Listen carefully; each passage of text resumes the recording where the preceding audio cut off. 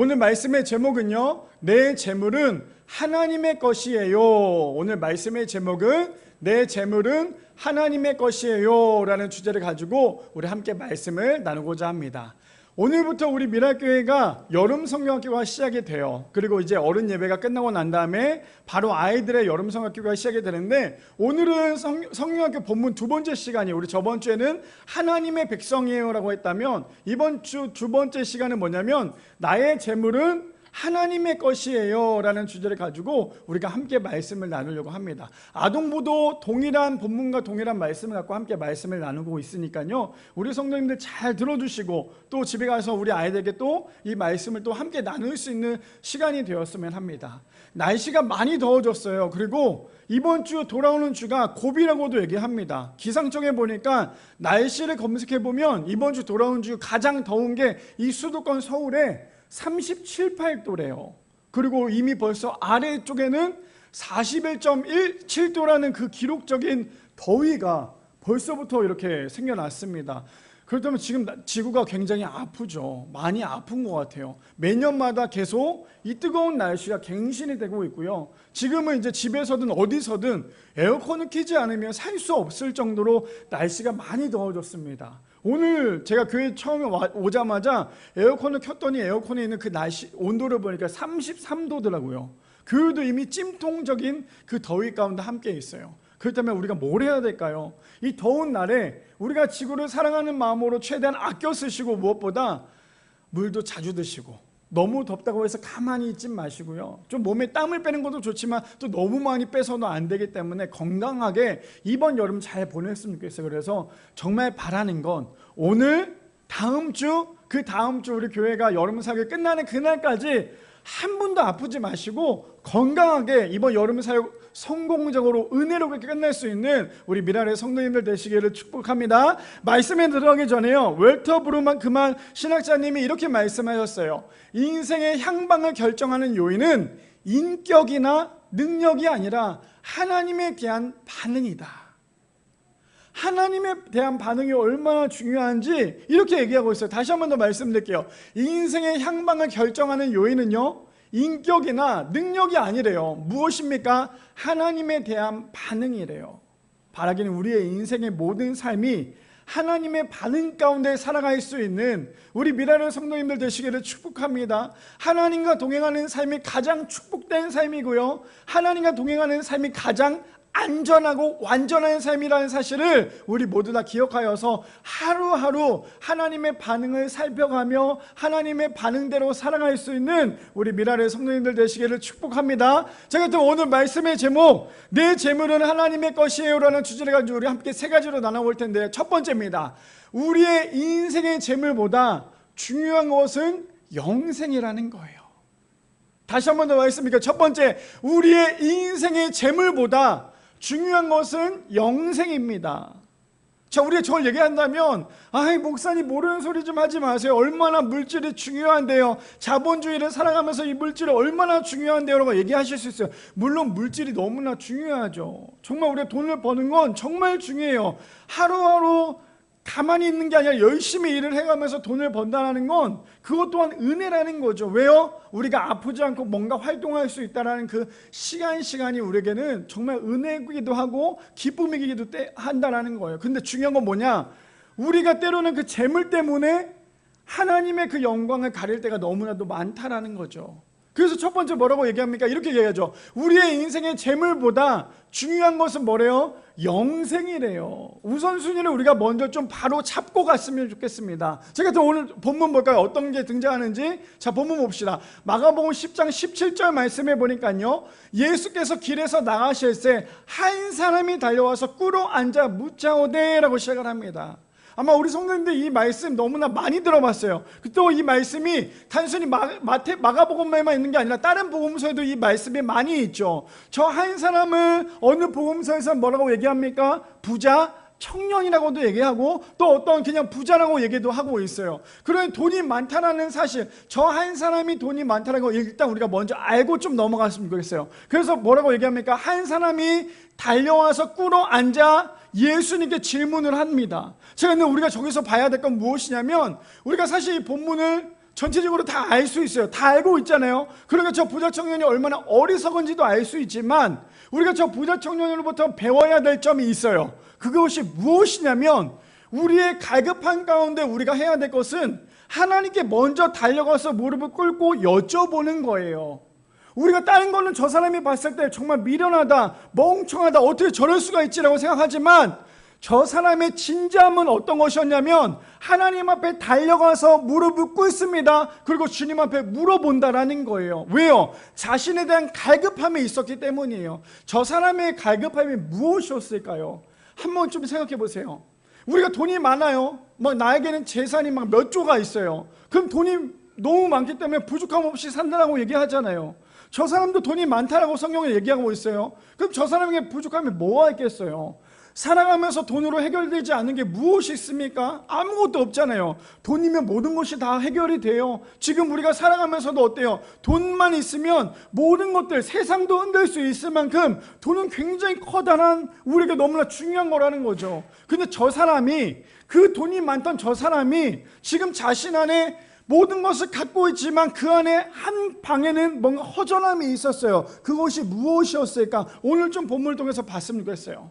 저 사람의 그 갈급함이 왜 예수님을 찾아왔는지, 왜 예수님께 찾아와서 그러한 질문을 했는지 오늘 좀 본문을 보면서 우리의 삶을 좀 점검해 보는 시간이 되었으면 합니다. 자, 봅시다. 꿇어앉아 묻자오되 선한 선생님이여 라고 질문합니다. 예수님이 선한지는 어찌됐건 들었을 거 아니에요. 근데 우리가 지금 본문을 보면서, 저번 주도 우리 매주마다 본문을 보면서 사람들이 예수님께 주님이시여 주인이시여 라고 질문하지 않고 뭐라고 얘기합니까? 선생님이여 라고 얘기하는 건 자신의 주인이기보다 그냥 뭔가 좀 학식적으로 뛰어나고 뭔가 좀 존경받을 수 있는 사람에 대해서 얘기할 때 선생님이라고 얘기를 하는 거예요. 라삐여 선생님이여 라고 얘기를 하죠. 그러니 지금 예수님이 하셨던 모든 일을 이 사람은 알았던 거예요. 알긴 알았지만 이 사람은 지금 예수님께 주님이시라는 말은 못 나오지만 이렇게 질문합니다. 선한 선생님이여 내가 무엇을 하여야 영생을 얻으리까? 자, 우리 성도님들 저 말씀을 볼 때 우리가 깨달아야 될 점이 있어요. 뭐냐면 나는 내가 육적인 것에 대해서 풍족하고 모든 것을 다 가졌다고 하지만 영적인 부분에 대해서 갈급함을 느끼고 내가 구원받지 못했고 영생하지 못한다고 생각이 든다면요, 그 사람은 모든 것을 가진 사람이 아니라는 거예요. 우리가 뭔가 다 가진 것처럼 살아가지만, 차도 있고 집도 있고 돈도 많고 다 가진 것 같지만 그 안에 영생이 있지 않다면, 그 안에 생명과 구원이 있지 않다면 우리는 모든 것을 가진 사람이 아니라는 거예요. 지금 저 사람은 모든 사람들이 봤을 때 정말 돈이 많고 정말 저 사람은 정말 사람들이 봤을 때 너무나 부러워하는 사람이잖아요. 근데 그 사람 안에 구원이 없고 영생이 없으니까요, 살아가면서 계속 갈증을 느끼고 있는 거예요. 요즘 날씨가 많이 덥죠. 더운 날씨에 우리가 이 갈증을 해소할 수 있는 방법이 뭔지 아십니까? 우리 성도님들 이 더운 날씨에 갈증을 해소할 수 있는 방법은, 자, 첫 번째요, 우리가 좋아하는 탄산음료를 마시면 갈증이 해소가 될까요?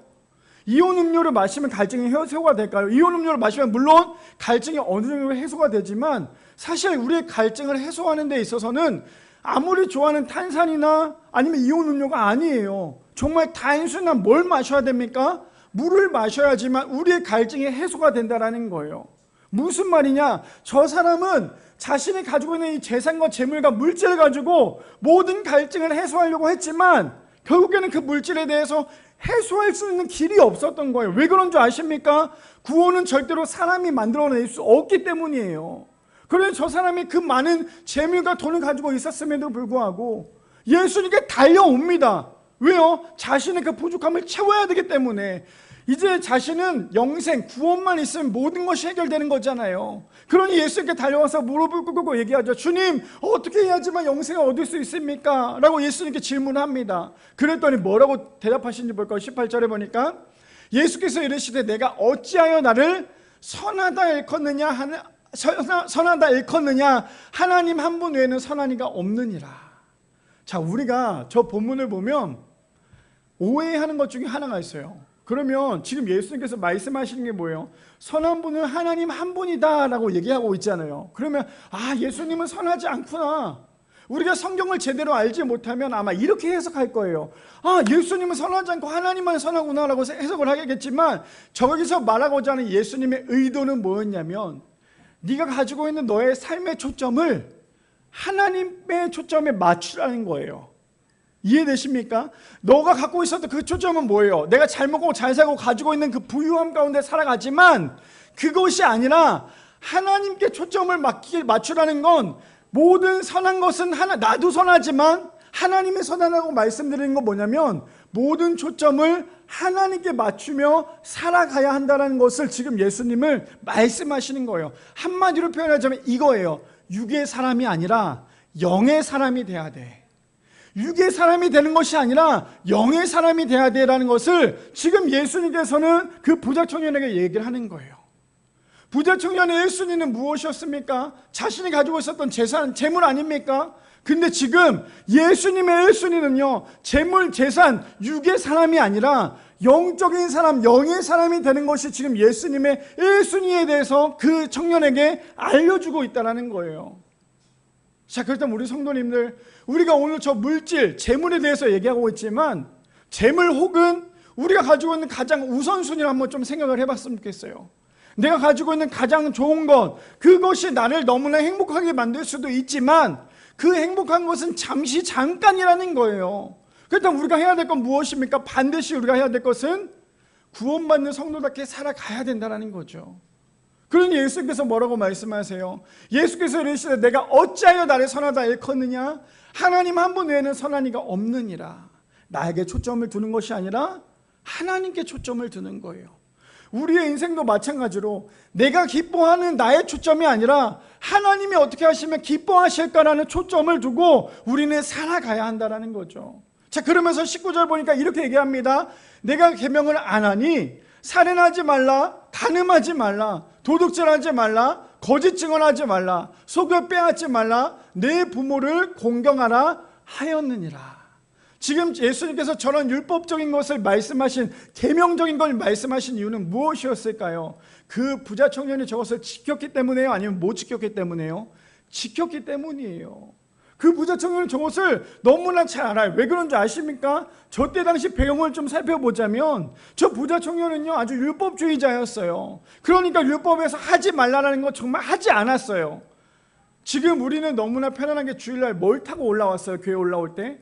저는 계단으로 올라오신 분 계세요? 아마 계단으로 못 올라오실 거예요. 지금 날씨도 너무 더워서. 근데 율법주의자는 그때 당시, 아니 지금도 마찬가지로 엘리베이터조차도 타지 못한다라고 얘기를 해요. 주일날 아무것도 하지 못하기 때문에. 그러니 저 청년은 누구보다도 율법에 대해서 얼마나 잘 알았겠어요. 그러니 예수님께서 그 율법에 대해서 말씀을 하시는 거예요. 그래, 네가 얼마나 잘 아는지 한번 내가 얘기를 해볼게. 저걸 얘기한다면 율법주의자였던 이 부자 청년을 뭐라고 얘기할까요? 20절에 보니까 이렇게 얘기하죠. 그가 여짜오되 선생님이여, 이것은 내가 어려서부터 다 지켰나이다. 예수님이 몰라서 물어보는 게 아니에요. 근데 성도님 이거 아셔야 돼요. 지금 저기에서 말하는 부자 청년의 가장 큰 실수가 뭔지 아십니까?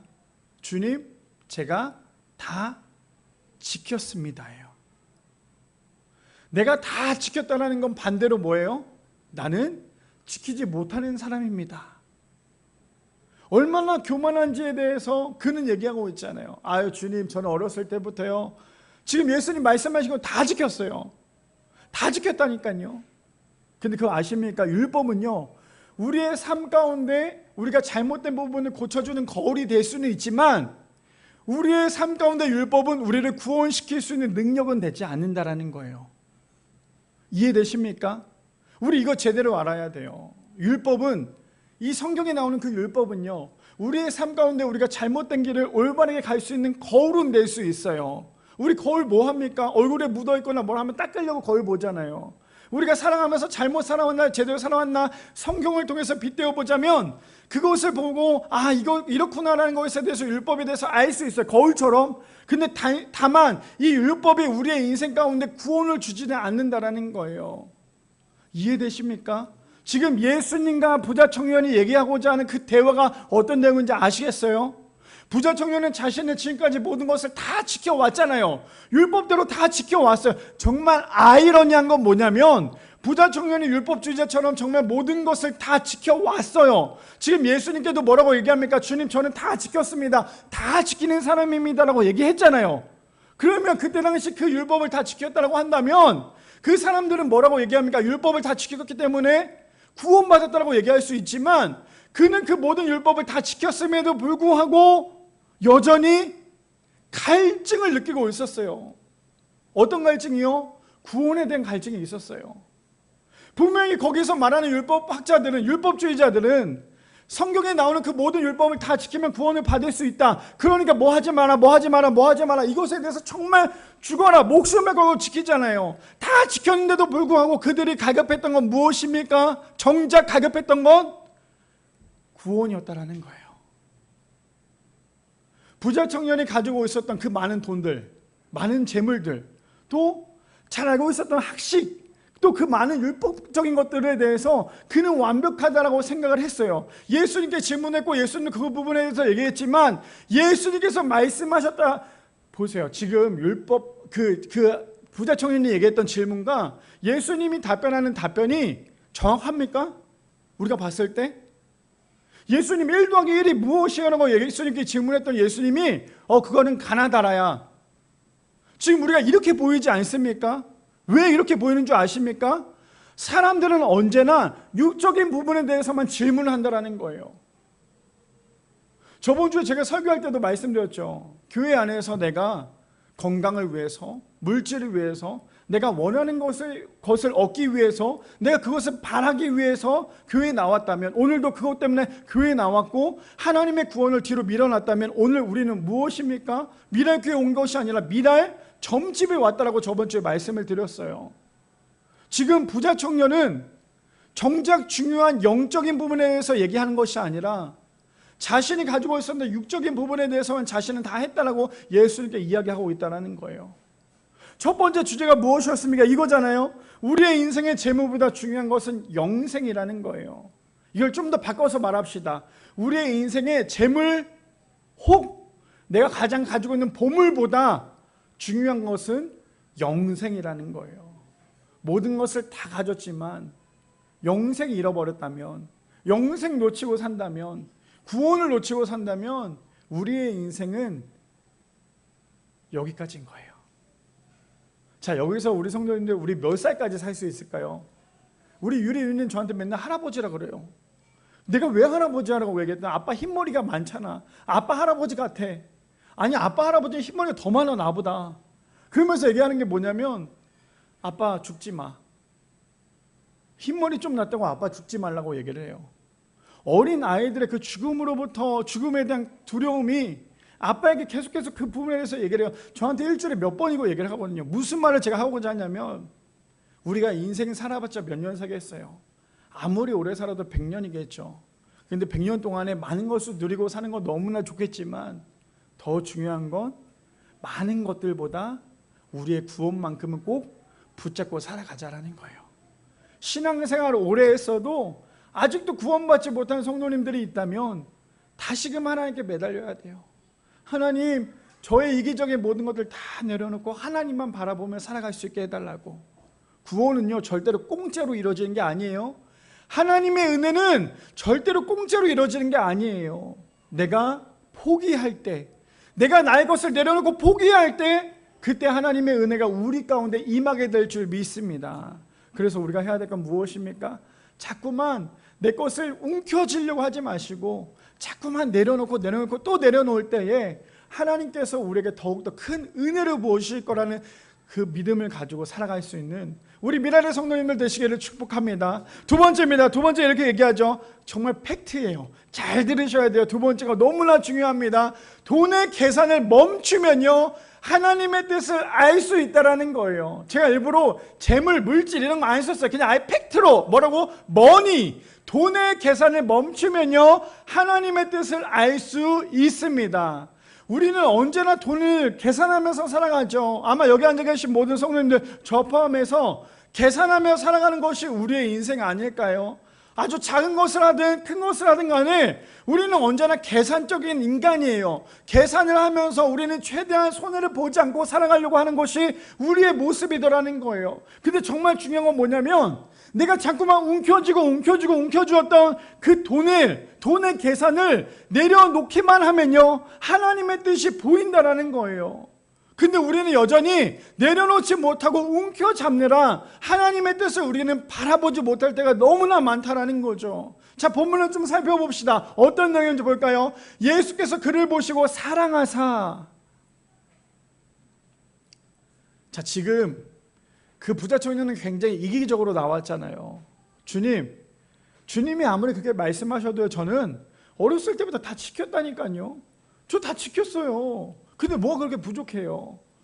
아마 이렇게 얘기를 한다면 얼마나 기분이 좋지 않을까요? 사실 그렇잖아요. 질문에 대한 답변이 그렇게 돌아온다면 아마 기분이 좋지 않았을 거예요. 그런데 예수님이 왜 이 부자 청년에게 그렇게 하나하나 정말 섬세하게 하나하나 말씀을 주셨냐면 여기에 답이 나와 있어요. 뭐예요? 예수께서 그를 보시고 뭐 했대요? 사랑하사. 우리가 어린 아이들을 키울 때 어린 아이가 이쁜 짓을 하면 너무나 이쁘지만 잘못된 행동을 하면 어떻게 해요? 그 아이에게 혼을 내요. 혼을 내는 이유가 뭐예요? 그 아이가 너무 미워서? 내 새끼가 너무 싫어서 혼을 냅니까? 아니죠. 내 새끼가 올바르게 갈 수 있도록 정말 잘 살 수 있도록 부모가 옆에서 케어를 하는 거예요. 왜 그렇게 케어를 합니까? 그래야지만 그 아이가, 우리 그런 거 있잖아요. 우리 이제 나이가 좀 돼 보니까요, 부모님들 세대에서 어른들이 왜 하지 말라고 했는지, 왜 하라고 했는지를 우리가 이제 와서 본다면 이미 어른들은 어떻습니까? 우리 부모님들 세대는 이미 그것을 다 겪었잖아요. 아, 이거 해보니까 너무 뼈저리게 아팠다. 이걸 해보니까 내가 너무나 힘들고 너무나 고통스러웠다. 그러니 그것을 내 자식에게 물려주고 싶지 않은 게 부모님의 마음 아닙니까? 그리고 또 반대로 이걸 해보니까 너무 좋았고 이걸 하니까 너무나 행복했고 이거 하니까 너무나 기뻤다. 그러니 내 자식이 이걸 했으면 좋겠다라고 하면서 내 자식에게 시키는 것이 부모님의 마음 아닙니까? 왜요? 그렇게 살면 우리 아이가 너무나 잘 자랄 것 같으니까요. 사랑하니까 잔소리하는 거고 사랑하니까 이야기하는 거예요. 제가 우리 성도님들에게 정말 잔소리 많이 하죠. 집사님 좀 잘 좀 해요. 집사님 좀 잘해야 돼요. 제가 잔소리를 참 많이 하는 이유는 뭐냐면 집사님, 권사님, 장로님이 싫어서가 아니에요. 정말 함께 탄탄하게 믿음의 벽을 쌓아가면서 하나님 앞에 온전히 나아가자는 그런 마음을 가지고 저는 계속 우리 성도님에게 잔소리를 참 많이 해요. 그렇죠? 그 잔소리하는 이유가 뭐라고요? 사랑하니까. 근데 우리 예수님이 어떤 마음인지 아시겠어요? 그 부자 청년은 굉장히 거만하고 교만하고 잘난 척 많이 하고 다 가진 거라고 얘기하지만 예수님은 사랑하는 마음으로, 안타까워하는 마음으로 말씀하시는 거예요. 계속 볼까요? 사랑하사 이르시되 내가 아직도 한 가지 부족한 것이 있으니 가서 내게 있는 것을 다 팔아 가난한 자들에게 주라. 그리하면 하늘에서 보화가 내게 있으리라. 그리고 와서 나를 따르라 하시니. 지금 부자 청년은 모든 율법을 다 지켰다라고 얘기할 정도의 정말 대단한 사람이었어요. 그가 가장 우선순위가 무엇이었는지 예수님이 너무나 잘 알았어요. 어쩌면 한 단계 그 부자 청년에게 질문하지 않았을까요? 그래, 이거 얘기하면 너 할 수 있다고 얘기하겠지. 그래, 이거 얘기하면 너 할 수. 자, 우리 성도님들 한번 생각해 보세요. 나에게 우선순위 보물이 1부터 5순위까지 있다고 한번 생각을 해봅시다. 1순위부터 5순위까지 있는데 예수님이 말씀하신 거예요. 우리 정집사야, 너 5순위 내려놓고 날 따라라. 그러면 우리가 어떻게 해요? 5순위 정도는 내려놓고 예수님 따를 수 있잖아요. 그런데 또다시 물어봐요. 우리 예진자매야, 3순위 내려놓고 예수님 날 따라라. 그럼 그때부터 조금 고민이 돼요. 그런데 우리에게 뭐라고 얘기합니까?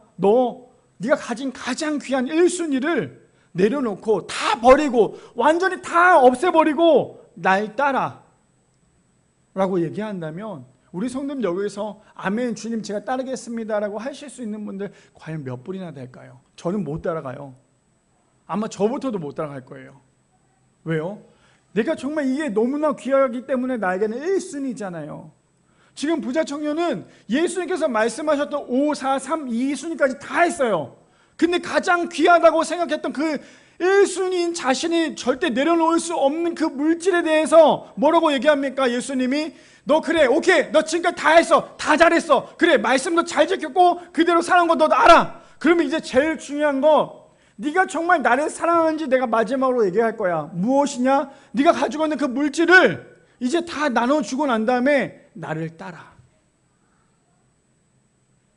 그러면 그거에 대해서 아멘, 아멘 하고 따라가는 사람은 우리 안에 내가 가진 것보다 훨씬 더 큰 은혜를 경험할 수 있어요. 근데 우리는 절대로 그 1순위를 내려놓지 못해요. 왜 1순위 내려놓지 못하는지 아십니까? 하나님보다 1순위가 내 삶에서 더 큰 자리를 차지하고 있기 때문이에요. 제가 이렇게 얘기하면 아마 우리 성도님들, 아 목사님 전 그래도 1순위보다 예수님이 더 좋아요로 얘기하겠지만, 제가 팩트를 하나 얘기해 볼게요. 한번 양심에 찔리는지 안 찔리는지 한번 생각해. 아마 거의 100% 다 찔릴 거예요. 어떤 건지 볼까요? 내가 일주일 동안에 168시간을 살아가면서 나는 그 168시간 중에 하나님의 시간에 더 많은 시간을 보냈는지, 아니면 나를 위해서 살아가는 그 시간에 더 많은 시간을 보냈는지 한번 생각해 보세요. 어떤 시간을 더 많이 보냈어요? 아마 거의 대부분, 저 포함해서 모든 성도님들 다 하나님의 시간보다 내 시간에 더 많은 투자를 했을 거예요. 왜요? 나에게 1순위는 하나님의 시간보다 나의 삶의 시간이 더 귀하다라고, 값지다고 그렇게 생각하기 때문이에요. 그러니 우리는 저 부자 청년에 대해서 함부로 얘기할 수 없어요. 부자 청년에 대해서 우리는 왜 저 사람 저럴까 손가락질할 수 없는 거예요. 왜요? 저 사람은 그래도 우리보다 훨씬 더 나아요. 왜요? 하나님의 말씀을 그래도 지키려고 했잖아요. 근데 우리는 그렇지도 않잖아요. 그러면서 우리는 저 사람에게 손가락질을 한다면 우리는 저 사람보다 더 못난 사람이 될 수밖에 없다라는 거예요. 지금 주님이 우리에게 끊임없이 물어봐요. 너 지금 네가 가지고 있는 가장 중요한 것보다 나를 좀 따라 볼래? 우리가 왜 하나님과 기도에 응답이 안 됩니까? 왜 우리가 아무리 신앙생활해도 변하지 않습니까? 우리는 내려놓지 않잖아요. 절대로 손해보지 않으려고 하잖아요. 정말 재밌지 않아요? 우리는 신앙생활하면서도 하나님 앞에 손해보려고 하지 않아요. 하나님 앞에 우리는 절대 손해보려고 하지 않아요. 그러니까 우리는 신앙생활을 오래 했어도 우리는 절대 변할 수가 없는 거예요. 왜요? 우리는 손해보려고 하지 않잖아요. 하나님의 시간보다 내가 더 귀하고 하나님의 것보다 내가 더 귀하다고 생각을 하잖아요. 왜 우리가 물질 때문에 그렇게 싸웁니까? 왜 우리가 물질 때문에 자꾸만 옆에 있는 사람과 다툽니까? 그 물질의 주인이 내 거라고 생각을 해서 그래요. 며칠 전에 우리 유리가 길거리를 가다가 글쎄 1,000원짜리 지폐를 하나 주웠어요. 1,000원짜리 하나를 주웠는데 우리 유리 엄마는 계속 얘기를 하는 거야. 유리야, 그거 네 돈 아니야. 그거 하나님 돈이야. 절대로 네가 만든 돈 아니기 때문에 그 돈 그냥 하나님께 드리는 거야. 절대로 그 돈 네 돈 아니야. 그래서 유리가 정말 눈물을 삼켜가며 그 1,000원짜리 지폐를 꾸깃꾸깃 해서 자기 저금통에 넣었다가 오늘 아침에 뺐어요. 빼가지고 오늘 보니까 헌금 그 봉투에다가 그 1,000원짜리 집어넣었어요. 눈물을 흘려가며. 근데 엄마는 얄짤 없어요. 뭐라고 얘기합니까? 너 그거 네 돈 아니야. 그거 하나님 돈이야. 어린 아이가 그 1,000원짜리를 땅바닥에 주셨을 때 그 마음이 어땠을까요? 1,000원짜리라고 하니까 뭐 별로 감동이 안 되죠? 한번 이렇게 생각해 봅시다. 우리 성도들 길거리 가는데 수표를 주시면 안 되잖아요. 수표는 참 위험한 거니까. 길거리 가는데 5만 원짜리 돈다발을 100장이 땅바닥에 떨어져 있어요. 아무도 몰라요. 아무도 몰라요. 이거 예예요. 이거 실례가 아니라 예예요. 근데 돈다발이 떨어져 있는데 아무도 못 봤어요. 주변에 아무도 몰라요. 그 돈다발 가지고 뭐 하실래요?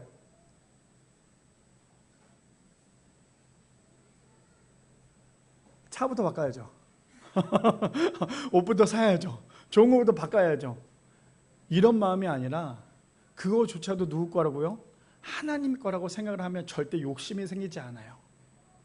우리가 살아가면서 욕심이 자꾸만 생기는 이유는 무엇이냐면 자꾸만 내 거라고 생각을 해서 그래요.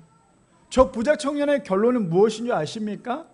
볼까요? 22절에 그 사람은 재물이 많은 거로 이 말씀을 인하여 슬픈 기색을 띠고 근심하며 가니라. 완벽했던 삶에서 완벽하지 않은 삶으로 변했어요. 왜 그런 줄 아십니까? 내 거라고 생각을 하고 내 돈이라고 생각을 했기 때문에 그는 그 욕심 때문에 근심을 하면서 그 자리를 떠났다라는 거예요. 제가 말씀을 준비하면서 예전에 제가 경험했던 걸 좀 나누려고 해요. 어떤 거냐면, 아무래도 저희 가정이 이렇게 부유하지 않다 보니까 한 달 한 달 살아가는 게 정말 일용직처럼 열심히 살아가고 있어요. 아마 우리 성도님들 더 잘 아시죠.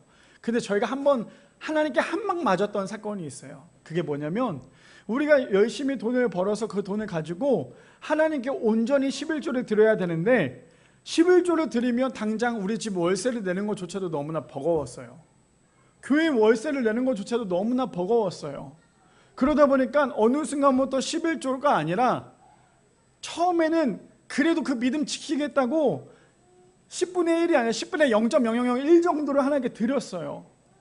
근데 자꾸만 마음에 좋지 않은 마음이 자꾸만 생기는 거예요. 나는 분명히 강단에서는 하나님께서 주셨기에 우리가 하나님께 드리는 것이 너무나 당연합니다 라고 얘기를 하지만, 정작 지금 내 상황 가운데 내가 이걸 다 드리면 당장 월세조차도 내지 못하는 그런 상황 가운데 살아가니까 이게 너무나 고통스러운 거예요. 그러다가 안 되겠다 싶어가지고 우리 아내랑 그런 얘기를 했어요. 우리가 그러면 한 달을 좀 굶더라도 11조를 좀 온전히 한번 내보자. 11조를 좀 한번 온전히 내보고, 그런데도 만약에 굶는다? 그럼 그거 하나님 책임, 하나님 손해 아니냐? 하나님 손해일 거다. 그러니까 우리가 한번 한 달에 온전히, 좀 힘들더라도 한번 온전히 11조를 내보자라고 생각을 했어요. 왜냐하면 그 전까지는 11조라고 말도 못했어요. 사실 그냥 우리가 어떻게 보면 정말 그 11조를 못 낸다라는 게, 우리가 내 마음이 사실은 어떻게 해서도 준비해서 내면 되는데, 내 마음은 그 11조를 내는 것보다 지금 내 마음이 더 힘들었거든요. 그러다 보니까 그 11조를 내기보다는 자꾸만 거기서 조금만 떼서 하나님께 드렸는데, 이거는 아니다 싶어서 하나님께 저희가 11조를 만들어서 하나님께 드렸어요. 그랬더니 어떤 상황이 벌어진 줄 아십니까? 보통 이렇게 얘기하면, 목사님처럼 간증하면 배로 하나님께서 주셨구나라고 생각하겠지만, 아니요, 바로 그달 월세가 밀려버렸어요. 그러니 어떤 마음이 들겠어요? 하나님, 우리가 하나님 것을 다시 드린다고 얘기했는데 어떻게 하나님 우리에게 또다시 이렇게 힘들게 말씀하십니까? 그래도 또 드렸어요. 근데 놀라운 건 하나님께서 그 다음부터 하나하나 일하기 시작하시는 거예요. 우리가 혹시나 한 달 내고 난 다음에 그 다음 달 또 돈이 부족해서 못 낼까 봐 걱정하고 고민하고 있는 그 상황 가운데 우리가 하나님께 드리니까 하나님께서 우리의 마음을 보시고 더 기뻐하셨어요. 최근에 제가 너무나 사랑하는 우리 집사님이랑 이런저런 얘기를 하다 물질에 대해서 얘기를 했는데, 그 집사님이 이런 질문을 하는 거예요. 목사님, 제가 사실 요즘에 너무나 고통스럽고 너무나 힘든 점이 있어요. 그래서 뭔데요? 라고 얘기했더니, 제가 그동안에 11조를 내다가 가정이 좀 어려워서 11조를 내지 못하는 시간들이 너무나 많았어요. 이걸 어떻게 하면 좋을까요? 저에게 정말 깊게 그런 질문을 하셨어요.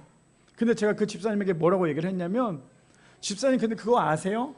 저도 11조를 못 낼 때가 있었어요. 근데 11조를 못 낸다고 해서 하나님이 우리에게 손가락질 하는 것이 아니라, 하나님이 우리에게 이렇게 말씀하세요. 그래, 내가 네 마음 다 알아.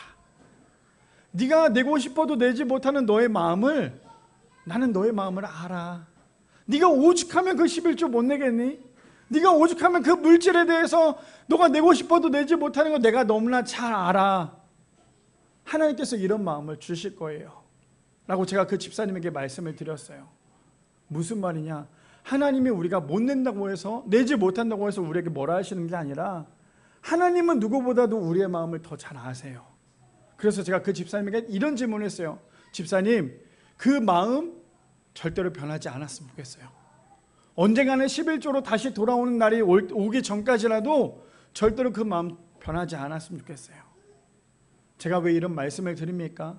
우리 그런 거 있죠. 가지고 있으면서도 내지 않는 사람이 있고요, 정말 낼 수 없는 상황 가운데 내는 사람이 있어요.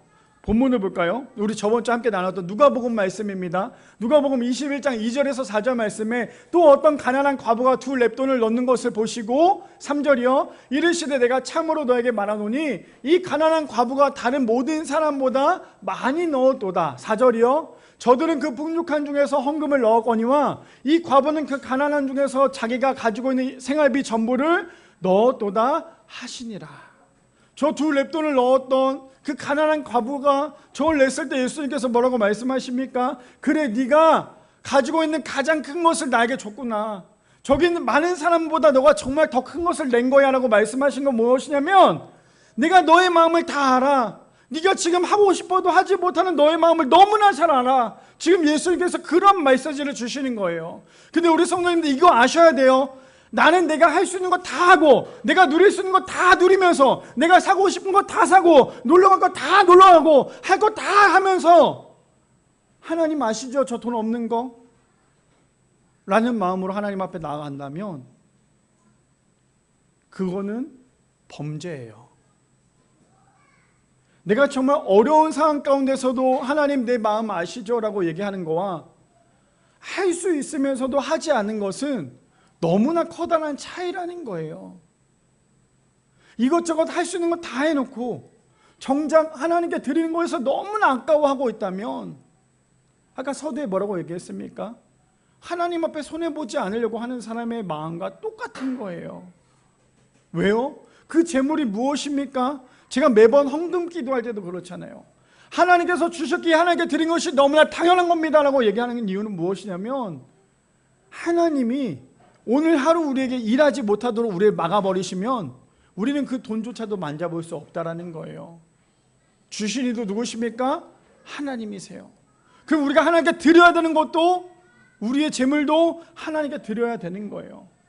바라기는 우리 미라의 성도님들, 하나님과 자꾸만 손해보지 않으려고 그런 신앙생활 하지 마시고, 나의 재물뿐만 아니라 내가 가지고 있는 모든 것들이 다 하나님의 것임을 기억하여서 욕심부리지 마시고 하나님 앞에 나갈 수 있는 우리 미라의 성도님들 되시기를 축복합니다. 마지막 세 번째입니다. 마지막 세 번째 이렇게 얘기하죠. 우리는 두 주인을 섬기지 말고 생명을 주관하는 하나님 한 분만 섬겨야 한다는 거예요. 마지막 세 번째, 우리는요 두 주인을 섬기지 말고 생명을 주관하시는 하나님 한 분만을 섬겨야 합니다. 우리 본문 볼까요? 본문 보면 지금 부자 청년이 예수님을 등지고 떠나버렸어요. 그 떠나간 모습을 보고 난 다음에 예수님께서 제자들에게 말씀하시는 거예요. 그 배경입니다. 예수께서 둘러보시고 제자들에게 이르시되 재물이 있는 자는 하나님의 나라에 들어가기가 심히 어렵도다 하시니라고 얘기하고 있어요. 지금 어떠한 상황인지 예수님이 실제적으로 보여줬잖아요. 어떤 건지 아십니까? 부자 청년에게 예수님이 얘기했더니만 부자 청년이 어떻게 합니까? 근심하여 예수님을 떠나죠. 그 모습을 보고 난 다음에 지금 부자 청년, 예수님이 제자들에게 얘기하고 있는 거예요. 뭐라고 얘기합니까? 돈이 많은 부자들은 이렇게 하나님 나라에 가기가 너무나 어려운 거야.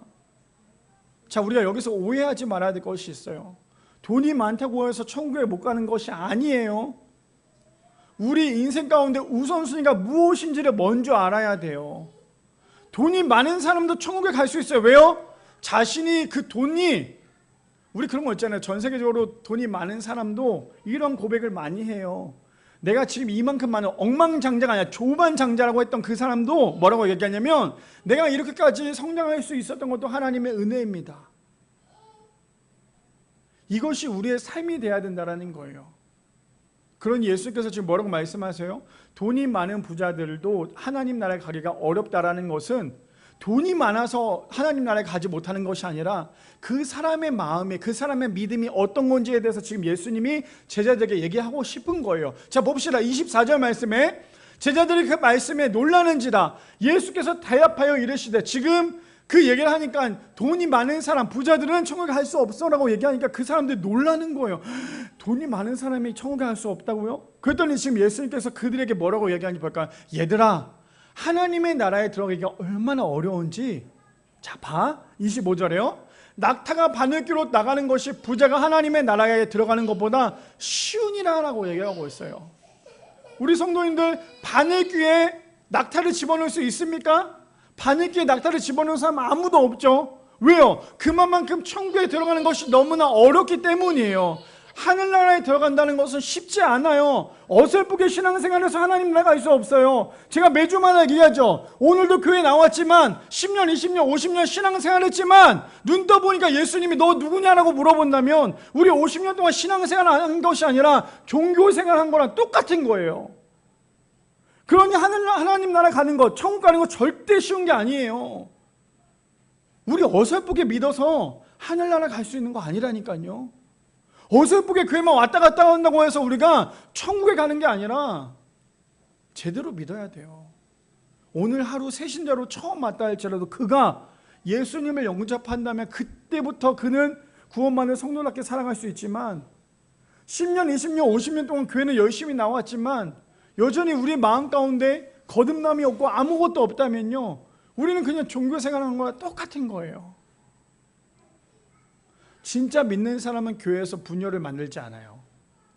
근데 종교 생활하는 사람들은 교회 안에서 분열만 만들어내요. 그런 예수님께서 뭐라고 말씀하세요? 그만큼 하늘나라 가는 것이, 그만큼 천국 가는 것이 어려운 거야. 그만큼 하늘나라 가는 것이 이만큼 어려운 거야. 지금 예수님이 그 제자들에게 얘기하고 있는 거예요. 그 제자들이 예수님을 얼마나 잘 따라왔겠어요? 얼마나 잘 믿었겠어요? 근데 그 중에 100% 믿는 사람은 없었을 거 아니에요. 그러니 지금 예수님께서 그들에게 그렇게 얘기하는 거예요. 그뿐 아닙니다. 26절에 제자들이 매우 놀라 서로 말하되 그런 중 누가 구원을 얻을 수 있는가 하니 라고 얘기하죠. 그랬더니 27절에 이렇게 얘기합니다. 예수께서 그들을 보시며 이르시되 사람으로는 할 수 없으되 하나님으로는 그렇지 아니하니 하나님으로서는 다 하실 수 있느니라. 그래서 구원을 주시는 분은 누구십니까?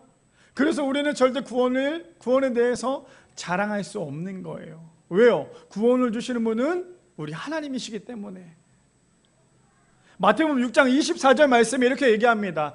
한 사람이 두 주인을 섬기지 못할 것이니 혹 이를 미워하고 저를 사랑하거나 혹 이를 중히 여기고 저를 경히 여김이라. 너희가 하나님과 재물을 겸하여 섬기지 못하느니라.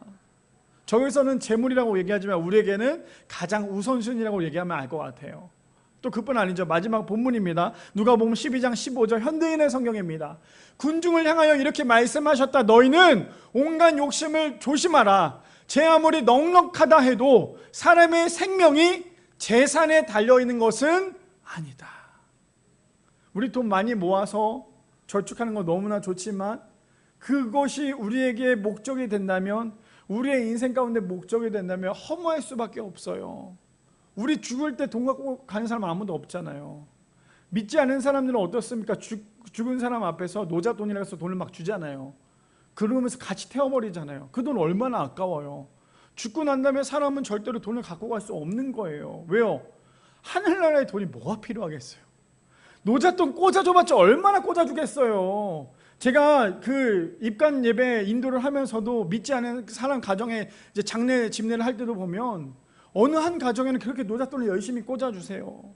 그럼 제가 얘기해요. 그냥 그 돈 저한테 주시라고. 그 노잣돈 꽂아봤자 얼마나 꽂겠어요. 뭐 많이 꽂아봤자 20-30만 원? 죽고 난 다음에 20-30만 원 갖고 어떻게 살겠어요? 하늘나라에는 그깟 돈이 필요 없어요. 왜요? 이미 하나님께서 모든 것을 채우셨잖아요. 완전히 이루셨잖아요. 제가 이것만 말씀드리고 마칠게요. 이번 주 이제 오늘 우리가 이제 하늘나라를, 천국을 아이들이 상상에 맞게끔 또 우리 선생님들 가이드를 해서 우리가 큰 종이에다가 하늘나라를 그리려고 해요. 근데 제가 저번 주에 미션을 줬어요. 우리 한 집사님한테, 담당하는 집사님한테 그 그림을 정말 기가 막히게 그려서 아주 이쁘게 그려가지고 이걸 사진을 찍어서 카톡방에 올려라. 그럼 이거를 가지고 우리 아이들이 그것의 모델이 돼서 함께 그림을 그리면 너무 좋겠다.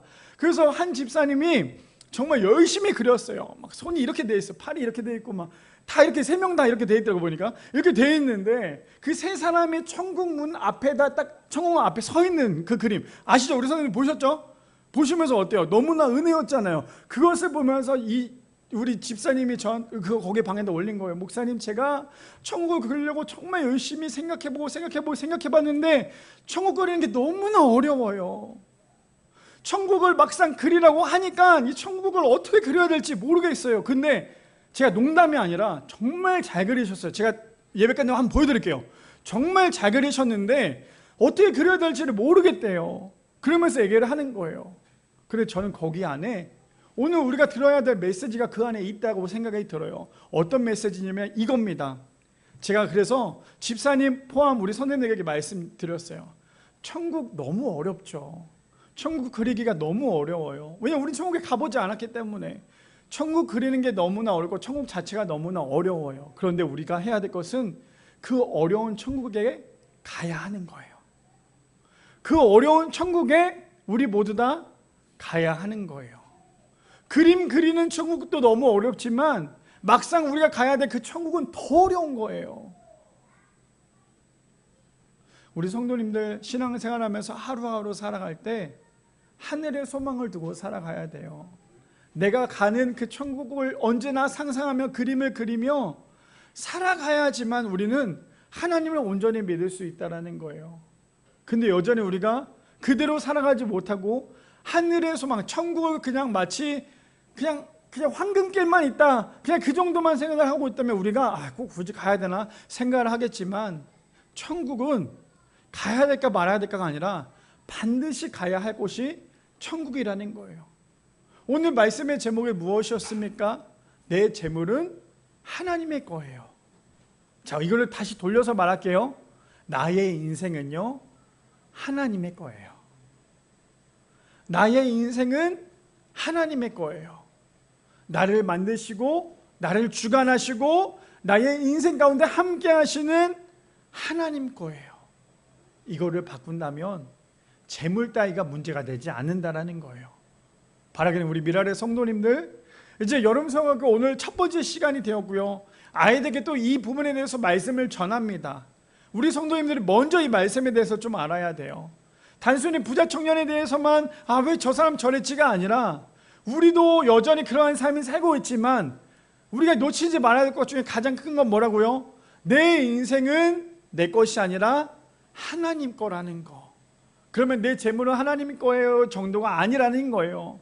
내 인생은 하나님 거예요 라는 사실을 우리가 날마다 기억하여서 나의 인생의 모든 부분을 주님께 드릴 수 있는, 욕심 부리지 않고 그것 때문에 마음 흔들리지 않고 그것 때문에 어려워하는 것이 아니라 어차피 하나님 거기 때문에 하나님께 드릴 수 있는 우리 미랄의 성도님들 되시기를 축복합니다.